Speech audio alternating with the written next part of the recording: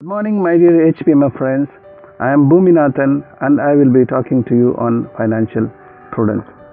Financial prudence means making use of your money wisely. Hindi में हम कहते हैं ना, बूंद बूंद से बनता है सागर. And in English we say a penny saved is a penny earned. There are many experts and analysts available who will be having a better knowledge than me. But today I will be dealing from your own experiences and knowledge gained over the years, particularly about the salaried class of people. Corporations run to make profits. Now, what is profit? Profit is the excess of income over expenditure, and any company in the red will have to shut shop. For us individuals also, we cannot keep spending more than what we earn. If we do that, we will end up in big debts. So it is our primary duty to save something for the future. Savings, in other terms, can be expressed as forgoing of your present luxuries for your future well-being and peace of mind. Friends, do not forget, life is a marathon race and not a sprint of 100 meters. You have to conserve and preserve your energies for a long distance of run. Your earning age is limited and you have a life after that. With the developments in medical sciences, our average life expectancy is going up and we have to take care of our old age. We have to take care of ourselves, our family, our children, aged parents and other dependents if any. There are planned expenditures and unplanned contingencies too.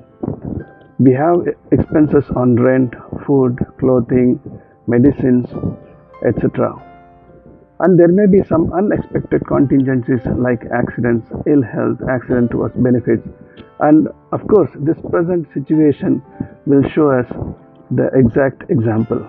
Now I'll tell you some of the savings instruments available to us to be financially prudent. Most of us get our salaries through savings bank. Do not withdraw the complete salary at one go. Keep withdrawing as and when you require. Open another savings account. Keep transferring a small amount of it every month. The second point is Provident Fund. Most of us work in corporates, so we are all eligible for Provident Fund contribution.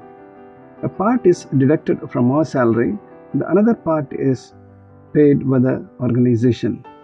So both of this get contributed towards the Provident Fund, which earns one of the highest rate of return of around 8%. So if you are continuously a member of this Provident Fund for around 9.5 years, you become eligible for pension.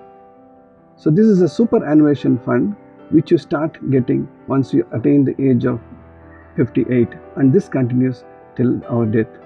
And this also flows to our family or spouse as requisioned.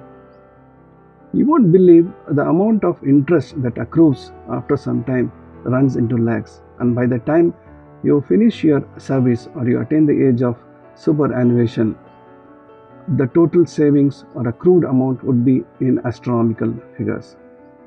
The third point is gratuity. If we complete 5 years of continuous service with any organization, we become eligible for gratuity. So it works up to half month's salary for every completed year. Say if we work for 5 years with a particular organization, the amount of gratuity that would accrue to us is half month into 5 is around 2.5 months of basic salary plus DA. The fourth instrument is recurring deposits. These are all available with post offices and banks. The nominal amount to be saved or invested here is 100, as nominal as rupees 100. You can open an account for yourself or your family member with any nationalist bank or post office. What happens here is that the small amount of rupees 100 invested keeps on increasing, and the interest paid here is around 4%, which is very reasonable. If you accumulate this for a particular period or a longer period of time, you will get a very good savings out of this. My fifth point would be avail the best out of special discounts and offers made during festival and other times. During those times, special offers are made, and we should make the best use of it and take the best advantage out of it, particularly for the purchase of white goods like television sets, air conditioners, refrigerators, mobile phones, and sometimes vehicles too. The sixth point is always file a nil income tax return with the income tax department. Even though we may not be in the taxable income slab, it is better for us to file a nil return income with the income tax department. This would be useful to us for taking loans from banks or going in for purchase of any high value assets. My ninth point would be purchase a life insurance cover for yourself and for your family members.